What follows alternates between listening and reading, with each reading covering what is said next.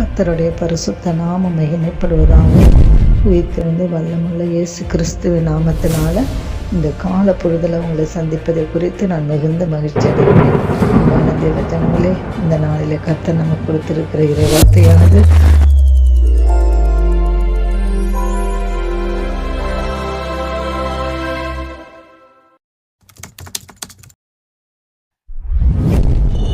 ரோமருக்கு எழுதின நிருபம் 12ஆம் அதிகாரம் 21வது வசனத்தில் நம்ம வாசித்து தியானிக்கலாமே. தீமையினாலே வெல்லப்படாமல் தீமையை நன்மையினாலே வெல்லு. தேவ ஜனங்களே, 2 வல்லமையான ஒவ்வொரு தேவனுடைய பிள்ளைகளோடும் கூட போராடுகிறது. ஒன்று நன்மை, அடுத்தது தீமை. தீமையானது பொய்யனும் பொய்யைக்கு பிதாவுமான சாத்தானிடமிருந்து வருகிறது. ஆனாலும் நன்மையோ சோதிகளின் பிதாவிடத்திலிருந்து இறங்கி வருகிறது. அப்போஸ்தலனாகிய பவுல் சொல்லுகிறார், நீங்கள் தீமையினாலே மேற்கொள்ளப்படவே கூடாது, தீமைக்கு அடிமையாகி விடவும் கூடாது, தீமையின் முன்னால் தோற்று போய்விடக்கூடாது, அந்த தீமையை நன்மையினால் நீங்கள் வெல்ல வேண்டும் என்று ஆலோசனை நமக்கு கூறுகிறார்.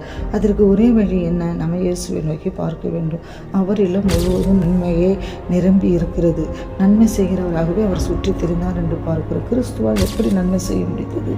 அப்போஸ்தலத்தில் 10ஆம் அதிகாரம் 38வது வசனம் கூறுகிறது, தேவன் அவருடனே கூட இருந்தபடியா அவர் நன்மை செய்கிறவராயும் பிசாசின் வல்லமையில் அகப்பட்ட யாவரையும் குணமாக்குறவராயும் சுற்றி திரிந்தார். தேவ பிள்ளையே, உன்னோடு தேவகுமாரன் இருக்கிறார் என்பது உண்மை என்று சொன்னால் நீயும் நன்மை செய்ய வேண்டும். தீமை செய்கிறவர்களுக்கும் நன்மையை தான் செய்ய வேண்டும். உன்னை பகைக்கிறவர்களுக்கும் நன்மையை தான் செய்ய வேண்டும். உன்னை உபத்திரப்படுத்துகிறவர்களுக்காக நீங்கள் ஜெபம் பண்ணி தான் ஆக வேண்டும். தேவ பிள்ளையே, நான் தீயவர்களுக்காகவும் தீமை செய்கிறவர்களுக்காகவும் இருந்த காலம் ஒருவேளை இருந்திருக்கக்கூடும். ஆனால் முற்காலங்களில் நாம் அவ்விதமாய் வாழ்ந்திருக்கலாம். கிறிஸ்துவ அறியாத காலங்களில் நாம் அப்படி ஜீவித்திருந்திருக்கலாம்.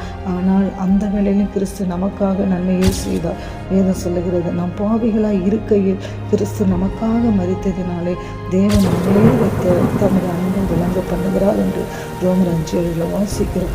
நாம் செய்த பாவங்களினாலோ அக்கிரமங்களினாலோ நிர்மூலமாகி போய்விட வேண்டிய சூழ்நிலையில் இருந்தோம். அப்படிப்பட்ட வேளையிலும் கூட கர்த்தர் தம்முடைய கிருபையினால நன்மையை நமக்கு தந்தரில் இருக்கிறார். இறைமை தீர்க்கதரிசி என்ன சொல்கிறார்? நாம் நிர்மூலமாகாமல் இருப்பது கர்த்தருடைய கிருபையே. தேவ பிள்ளையே, நம்முடைய மீறுதல்களின் நிமித்தம் அவர் காயப்பட்டு, நம்முடைய அக்கிரமங்களின் நிமித்தம் அவர் நொறுக்கப்பட்டவர். நம்மளுடைய சமாதானத்தை உண்டு பண்ண ஆக்கினை அவர் மேல் வந்தது. எந்த சூழ்நிலையிலும் அவர் நமக்கு நன்மையே செய்தார்.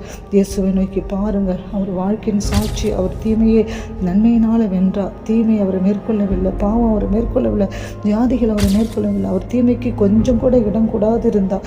தீமைக்கு காரணமான உலகத்தின் அதிபதியான பிசாசானவன் அவரிடத்தில் வந்தபோது அவரிடத்தில் ஒன்றும் இல்லாது இருந்தது என்று நம்ம பார்க்கிறோம். எபேசு சபை அப்போஸ்தலனாகிய பவுல் பார்த்தபோது அதில் அநேக தீமைகள் இருந்ததை கவனித்தார்.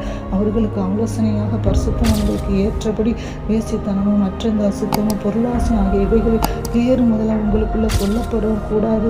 அப்படியே வம்பும் புத்தீனமான பேச்சும் பரிவாசனம் தகாதவைகள் சோத்திரம் செய்வது தகும் என்ற ஆலோசனை கூறுகிறார். தேவனுடைய பிள்ளைகளே, அவ்வப்பொழுது தங்களை தேவ சமூகத்தில் நிலைநிறுத்தி தன்னில் ஏதாவது தீமைகள் காணப்படுகிறது என்று கவனித்து அவைகளை விட்டு அகற்றப்பட வேண்டியது அவசியமாக இருக்கிறது. அப்பொழுதுதான் நாம் கிறிஸ்துவின் சாயலிலே முன்னேறி செல்வதற்கு அது வழிவகிக்கும். தீமையை யோசிக்கிறவர்கள் தவறு செய்கிறார்கள் அல்லவோ என்று நம்ம வேதத்தில் வாசிக்கிறோம். நன்மை யோசிக்கிறவர்களுக்கு கிருபையும் சத்தியமும் உண்டு என்று நீதிமொழிகள் புஸ்தகத்தில் சொல்லப்பட்ட பிரகாரமாக நம்ம தீமை செய்யாதபடி தீமை செய்கிறவர்களுக்கு நன்மை செய்வோம், அவர்களுக்காக ஜெபிப்போம். கர்த்தர் நமக்கு நன்மை செய்வார், நம்மளை ஆசீர்வதிப்பார். ஜெபிக்கலாமா? கர்த்தாவே, துதிக்கிறோமப்பா. இந்த வசனத்தை கேட்குற ஒவ்வொரு பிள்ளைகளையும் என்னையா ஆசீர்வதிங்கப்பா, கூட இருந்து நடத்துங்க ஐயா. நீங்கள் இல்லாத ஒரு வாழ்க்கை வேண்டாம்.